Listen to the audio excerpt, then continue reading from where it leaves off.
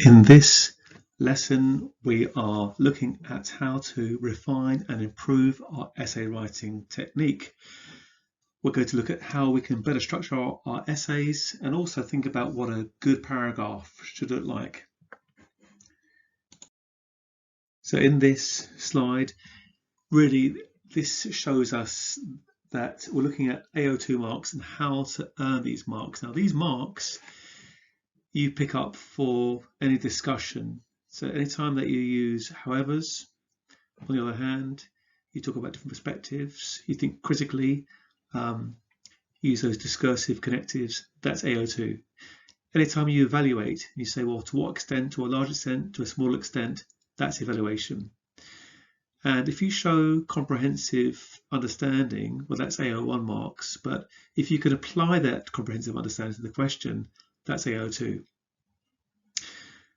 I'm going to talk about two techniques today that's going to help you to pick up the valuable AO2 marks. In a 16 marker, half of the marks are AO1 and half are AO2. So it's still important in 16 markers. However, it's in the 33 mark essays where AO2 marks are worth 72% of all the marks in the essay. So you have to get good at this. And those students who master this skill will get the best results. And that's what I want to help you to achieve. In this slide, we're looking at how to earn these marks. And the two techniques are, one, you show discussion in a sort of discrete layered argument. So that means that the layered argument comes later on in the essay. Or the other way is to show discussion in each paragraph and therefore show your layered argument earlier on and all the way throughout the essay rather than saving it all up to the end. But whatever technique that you use, you need to make sure that you include a mini evaluation at the end of each paragraph where you sum up the evidence presented in the paragraph and you use this to help answer the question. And that's basically, if you think about the Peel approach, point, explain evidence, link, the summing up, the mini evaluation is the link. This is where you link all your paragraph back to the question and you say, in the light of what I have been asked to do, this evidence shows this. So you're going to use the connective. This shows that blah. This slide shows us two different essay structures. The first one is what I call the discrete layered argument. This is where we put our layered argument all in one place towards the end of the essay, after all the main points have been made and before the conclusion. With this approach, we have our intro, agree 1, agree 2, disagree 1, disagree 2, layered argument 1, layered argument 2, conclusion. So we have what looks to be about 8 paragraphs. Let's look at what needs to go in each one. First of all, your introduction, keep it to 2 lines. You want to rephrase the question. You want to show the examiner that you really understand exactly what they're asking you to do. So you have to refer to the nuanced word or the nuanced phrase in the question.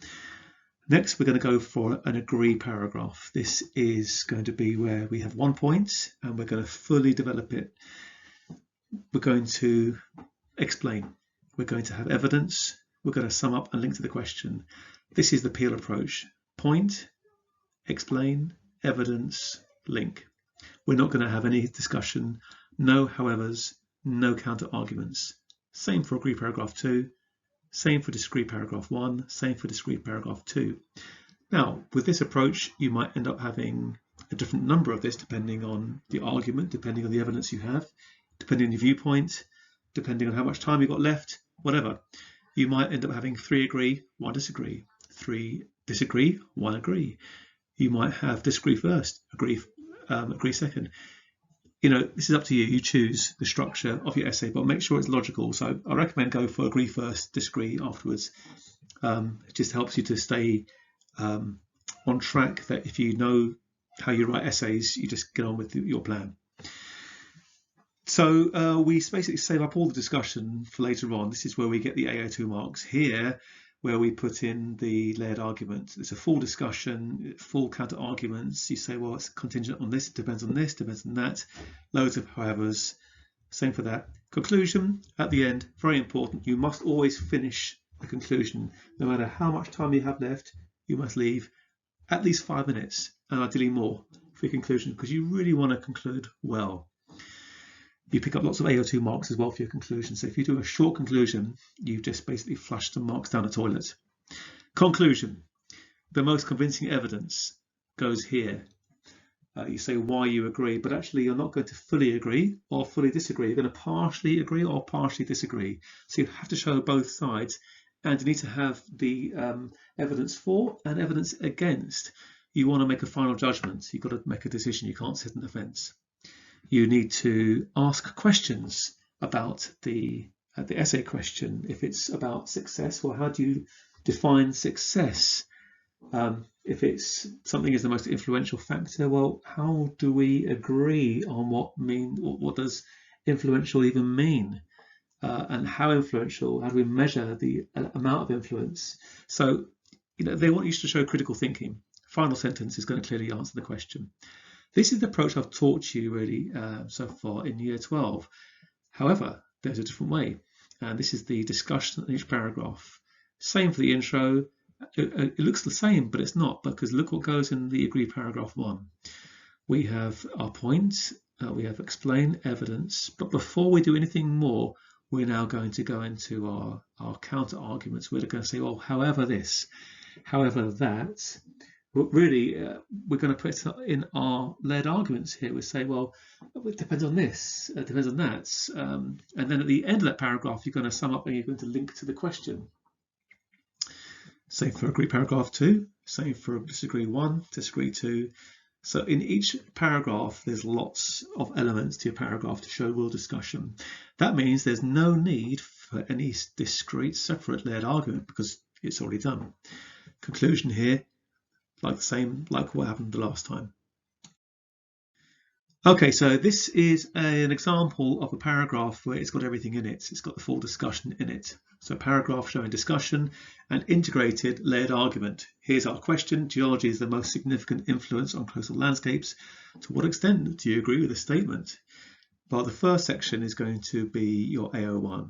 This is your point, your explanation and your evidence. Filey's coastal landscape is dominated by the resistant headlands called Filey Brig, formed from Carboniferous limestone, and the 6-kilometre long Filey Bay formed from Kimmeridge clay. This particular location, geology, specifically lithology, has had an acute and intense influence on the development of headlands and bays plan formed through a discordant rock configuration.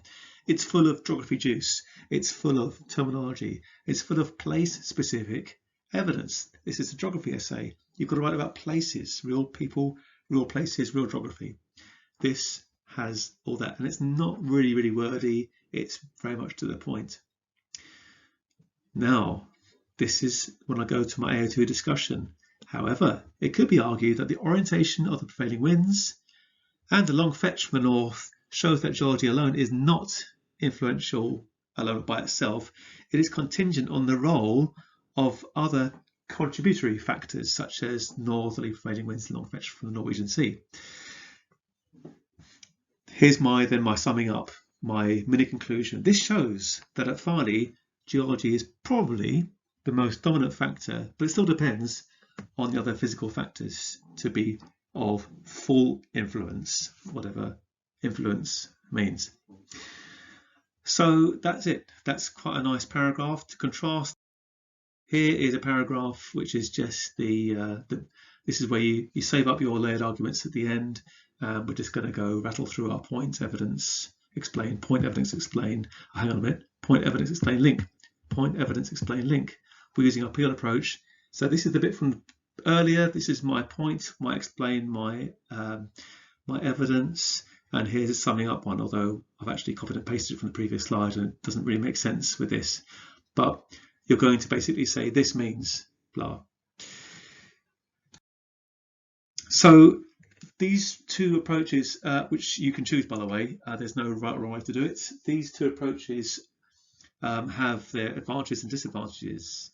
let's think about the integrated all-in-one paragraph approach. Well, this is good because this shows the AO2 right from the start, or at least the start of your first intro paragraph. Demonstrates sophisticated and complex argumentation right from the start of the essay and all the way through as a thread of discussion running all the way through, which I quite like. However, each paragraph is quite long and you'll be able to get less points made. But mind you, the points you make really well. Or let's go with the original approach, which is keep the led argument at the end. Well, this enables you to actually stuff more evidence, if you like, into the essay and more explanation, and you can get loads of points across.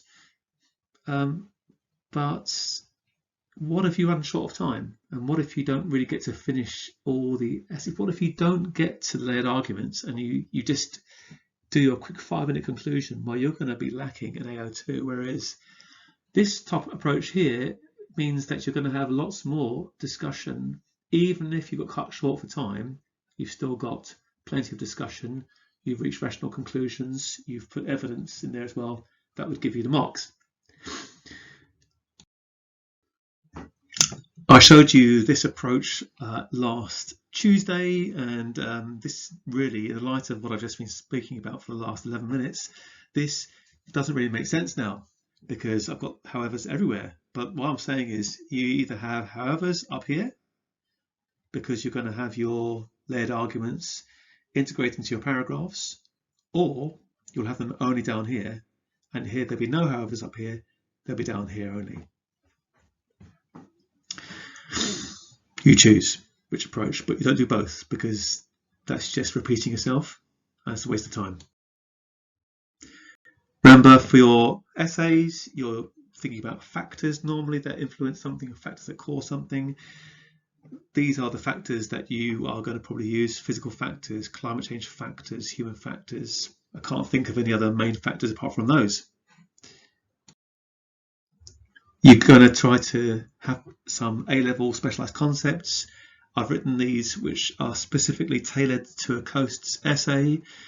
You want to get definitely systems in there because it's coastal landscape systems. So you want to try to show in all your extended writing, whether it's 8 mark, 16 mark or 33 mark for a physical paper, some idea of systems, causality, cause and effect, equilibrium, feedback.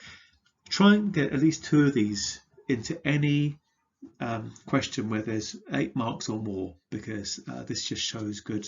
Do you want to always get something in there? Okay, aim to include this. It's really important to show complex understanding and comprehensive, I know it all understanding. Led arguments, well, they're always going to depend on these sort of 3 factors. So you can always rely on these ones here and weave them into your paragraphs if you're integrating everything into your paragraphs, or if you're saving it right to the end, then you can put these as your end. Remember, you just need 2 of these led arguments.